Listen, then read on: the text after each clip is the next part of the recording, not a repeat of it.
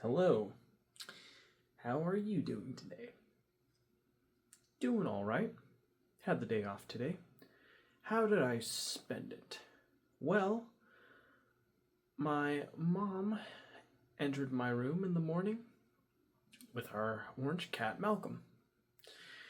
I greeted him and I was petting him and we were both snuggling him, but he definitely had an aura of uncertainty and confusion about him. You know how you can kind of sense how an animal might feel, even if, it might be a little difficult to tell, but you just can feel something just by the aura that they emanate. I don't know if that makes any sense, but that's generally how I felt about our cat, Malcolm. He felt kind of lost and confused. I think the reason why was because when he was a kitten, all the way up until when our elder cat Avery sadly passed away, Avery was basically in a way a father figure to him. He taught him like so many different things: how to hunt, how to be loving and caring, and just was like someone he could hang around and like enjoy each other's company. But um, and he would even lick Malcolm like when they sat next to each other. Like, that sounds weird. Well, you know how cats are. They like to, you know, show their affection the way cats do. But anyways, moving along, the after he died, Malcolm suddenly became more and more distant until eventually he was stuck in a our neighbor's garage accidentally. They closed the garage door on him, and we were able to get him out of the garage by notifying our neighbor and him opening the door to get him out. And then after that, suddenly Malcolm just decided to become super friendly, but only every night, and only came into my mom's room to rest with her. And he did this for a good long time. I'd say like about a month, perhaps a month and a half. But then, interestingly, well, my sister has a black cat named Call Me, and she introduced Call Me. Well, Avery was still alive, into the household, but when Avery died, I think Call Me became the head of the cat household in Malcolm's eyes, if that makes any sense, because Malcolm probably notes that he still, has his cojones, and that means that he's got more maturity, or what do you call that?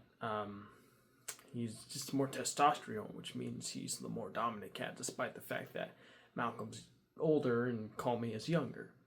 And maybe that power imbalance, especially after the death of Avery, kind of threw Malcolm off. I mean, they're friends, they don't fight, they actually play around and run around with each other. It's super adorable. But maybe the fact that Call Me still has his testosterone at heightened levels compared to Malcolm is proof enough that maybe it makes Malcolm feel not like the king of the household, maybe inferior. And maybe Malcolm decided to be more of a follower than a leader as well, due to needing some kind of parental support and seeking that through Avery, and perhaps bizarrely enough now through Call Me. And then when my sister left to go on a trip, and normally she would also help bring, coax Malcolm to come in, but Malcolm, when she was gone on the trip, Malcolm decided to just stay out, and then he's kind of been absent as of recently, in the recent past week. It was only when my mom gave a few snacks to Malcolm and then caught him, and then brought him into my room this morning is when I saw him for the first time in, I'd say, like 3 or 4 days. Yeah, we pet him, we tried to make him feel comfortable and welcomed, but it certainly was, you could tell that he definitely was a bit antsy or felt uncertain. And we did a little bit of research. We found out that when so many huge changes happen in a young cat's life that used to be what they saw as their support or their, cornerstone that would keep their life stable or predictable, when that predictability is taken away and things become unpredictable and confusing, it makes the cat feel kind of unsure and also just confused. And perhaps that was the reason why he was giving off that vibe. It was really interesting. But anyways, he ended up falling asleep on my bed, and I ended up snuggling with him, and I fell asleep myself until I woke up again, where he got out of my room, and then I walked into the living room where I greeted my sister. And I think I remember my mom was like trying to snuggle Malcolm, but then like she let him go and he ran off outside. So yeah, but I already got my snuggling time with him. But my mom eventually left for work. Now it was just me and my sister and her family friend. Well, our family friend was out doing their thing. So during this time, I decided to make some coffee, get a cinnamon muffin, cut it in half, put butter on it, fry it on a pan, and then go into my room and watch, what did I watch? I was watching a Emp Lemon Downward Diary video where Emp Lemon was, he's a YouTube content creator, and he was essentially talking about the decline in the U.S. economy and comparing it to the Roman Empire and how, like, every great civilization begins to fall. And basically what he said was, like, we're reaching a point where things seem fine for people who are already in secure positions, aka the extremely wealthy and rich, but the middle class is going to be rapidly disappearing in his eyes, and the poor will become even poorer, and ultimately the rich won't create a sustainable and livable environment that will benefit the working class to where everyone has a comfortable quality of life. Instead, people will get like more and more work piled on them for the same amount or less pay than they really should be getting. And it'll ultimately be done as a means of showing how profits are high due to the lack of needing to hire the appropriate number of staff, because you're instead taking the money you would have spent on more staff and then essentially pocketing it and making your value of your company seem high to investors and stockholders. And that's pretty much what the video is about. And at the end, he basically said, well, when civilizations begin showing these signs where instead of showing an interest in exploration and discovery and sustainability, instead people put focuses more on greed and power and get corrupted by those two things, it ultimately leads to a civilization just dropping off a cliff. And by the time people realize they're on a sinking ship, they want to jump away to a place that is not as big of a total loss. And apparently he decided to move to Costa Rica, Emp Lemon did, because apparently Costa Rica, in his eyes, like it it it's like, you know, the safe haven you go to when you don't want to worry about you know, eventual collapse of the American empire. Yeah, it was a pretty dire video, but it was one of those videos where he didn't hold any punches, and just said it like it was, and I found it really interesting, and honestly, it makes me kind of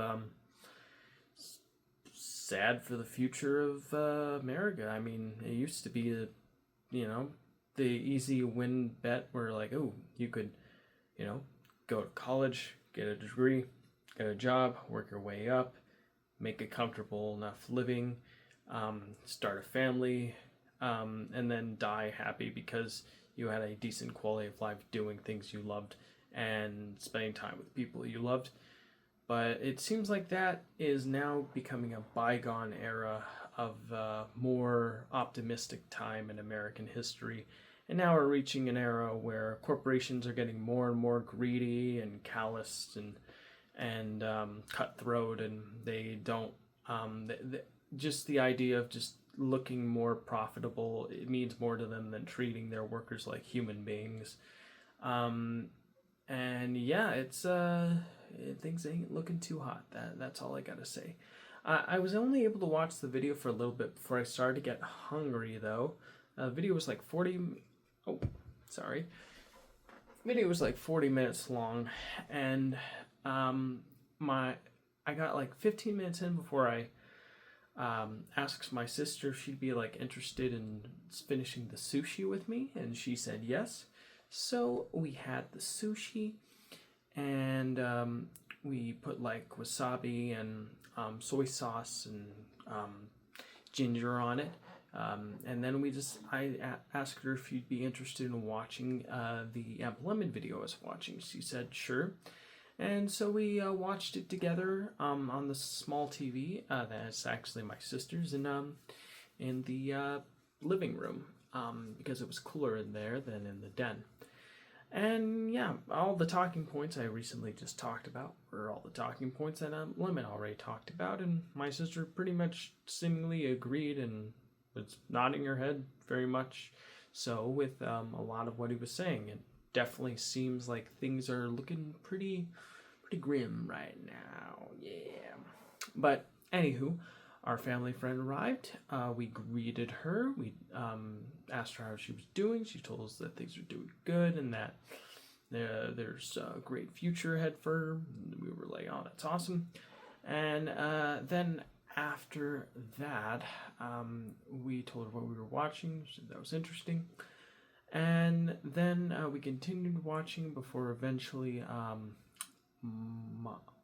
we finished eating. And when we were done, I decided to go into my room, and I realized that I had Claude still with me. I was like, how can I utilize this to make better, content? Like, I want to try my hand at using it for I tried an alien story a long time ago. I talked about it on this channel, but I wanted to try a more in-depth version of an alien story. I looked up Preston Denica's. He has endless videos about the subject matter, about people's encounter with extraterrestrials. And the video Conversation with Extraterrestrials, which just so happens to be his most viewed video, was the one I chose to try to get some inspiration. Of course, I decided to go with the first story about the woman who's a political activist in a remote part of California in the mountainous area. I'm forgetting the name of it, but it's like a hippie refuge area with like ranches and hills and like open fields and things. It's definitely hard for me to remember the name of it though. But it's basically just a story about her getting abducted and by the aliens, and then them having a conversation about things like politics and stuff like that. It sounds pretty hilarious, actually, but I thought it would make for a fun visual story. So I was basically talking back and forth with Claude about like potential avenues and how to tell a story, like, oh, what location does it take place? Oh, could you send me pictures from the internet so I could see exactly what we're dealing with here? Oh, that looks really interesting. Okay, well, what location would the characters be living in? And we just went on and about, like, stuff like that to help build a clear visual identity and picture about where we wanted to take the story, and where I want to take the story in my head specifically.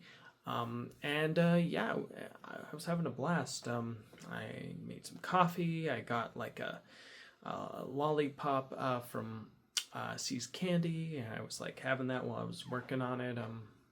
Yeah, it was a lot of fun. I really enjoyed it, seeing this whole thing come together for sure. Eventually, my mom arrived. She made a sandwich for both me and her.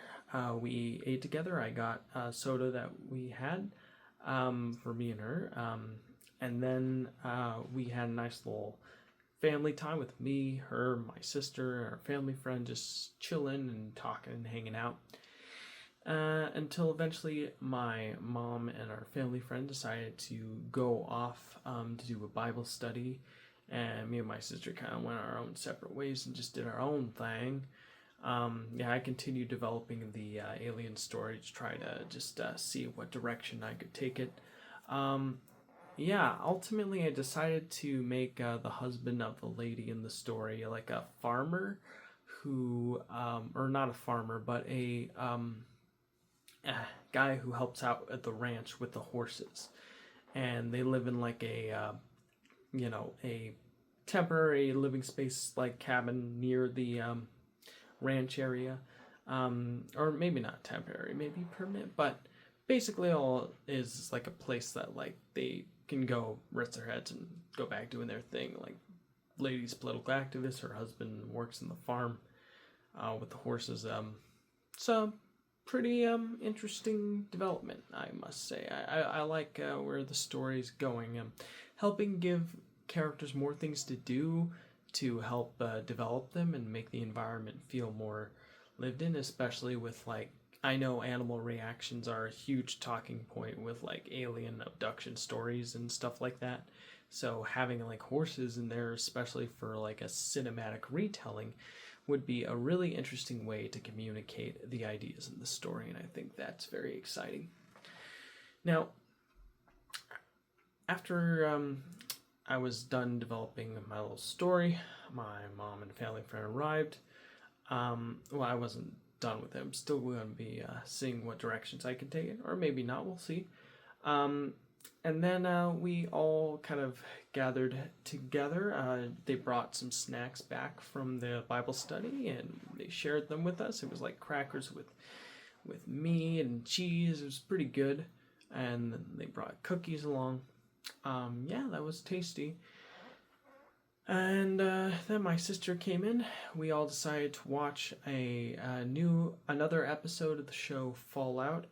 This is a really, really good show. I'm really enjoying it so far. I think the idea that they decided to, instead of literally adapting like a story from the video game, they just take the location and environment of Fallout and they create an original story based in that world, was a much smarter, more intelligent way of approaching like adapting what is like a role-playing game into like a show that's very cinematic.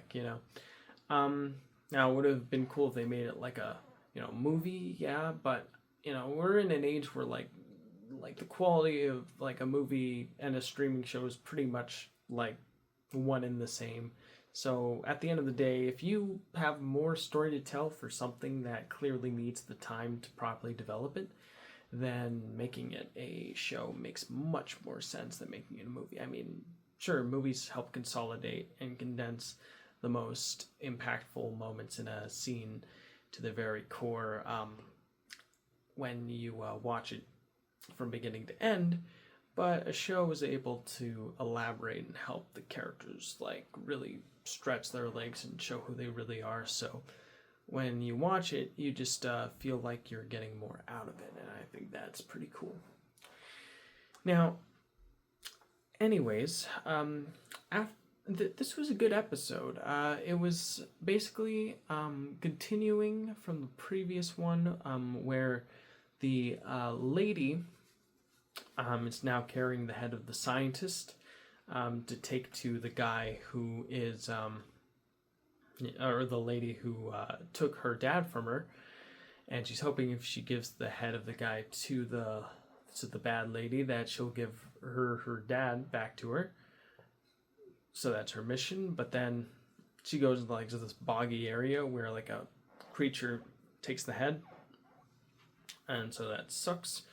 And so, but then like the ghoul, who's a big jerk, wants the head because it's got valuable technology in it, or well, maybe it's like really important to like a bounty he's trying to get. So he uses the lady as bait. The lady almost gets eaten by the fish, and then, or not the fish, like the iguana thing, and then they ultimately fail in getting the creature, so they just decide to go off, with the ghoul taking the lady as like prisoner, it would appear, or maybe not. Maybe they're all working together, but certainly doesn't seem that way. And then we cut to the story of like the guy who is in the big mech suit, who is given, who's like trying to repair it, and he gets into a fight with a bunch of dudes until eventually he just earlier in the episode he gets a call from his team telling him that like they're sending a new squire, and he's pretending to be like the guy who was the original mech suit dude who died.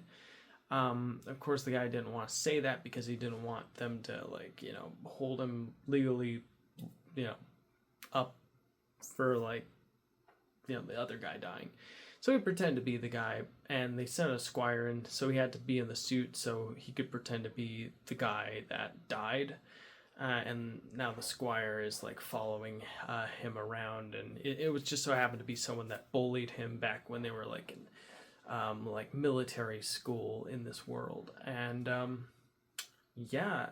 it's basically like a story about like them slowly understanding where they were coming from, and like one guy doesn't know who the other guy is, but like they're like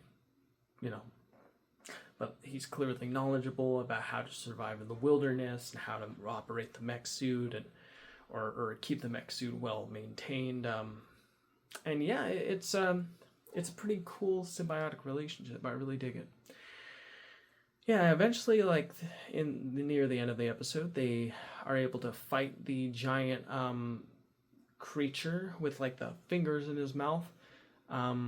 He almost eats the squire, but the squire is saved by the guy in the mech suit, and the creature ends up barfing and coughing up the head. So they take the head, and they're on their way to, I guess, turn it in or something. I don't know for sure, but yeah. And then we end with like a flashback of like the ghoul the ghoul when he was like a living, breathing man before like the bombs went off, and like he was like advertising the suit for fallout shelters. Yeah, and it was like him having resentment for that. He even shot like the advertisement for the for that. So yeah, it's shaping up to be a pretty compelling continuation. I'm really looking forward to where they go next time. I really enjoyed it. Like I was at the edge of my seat during that part with the monster with the fingers and then taking out the squire. And yeah, I just didn't like that Gao guy. Intentionally they made him unlikable, but yeah, they really did a good job making him like this irredeemable jerk who just doesn't care and is just on a mission. And yeah, oh, and then the whole subplot about like the guy being who was in the shelter being tasked with feeding the prison inmates, and everyone in the shelter is super conservative and they're trying to like find the most peaceful route forward with their prisoners, because if they release the prisoners will eventually spill the beans on where the location is. Ultimately, learning their mates who will come invade the shelter and ultimately kill the Vault Dwellers. So the Vault Dwellers think that they can rehabilitate these guys over many, many years. But one of the guys who was in charge of releasing his relative out to find, her dad, he doesn't think they're fixable. He thinks that they're beyond repair, and he thinks that they should go bye-bye instead. So that's another interesting development I think is going to lead towards an interesting continuation as well. All right, well, anywho, moving along from that, everyone went off to sleep, and then I decided to just listen to some, like, Gorillaz music. I listened to, I forget, it was like the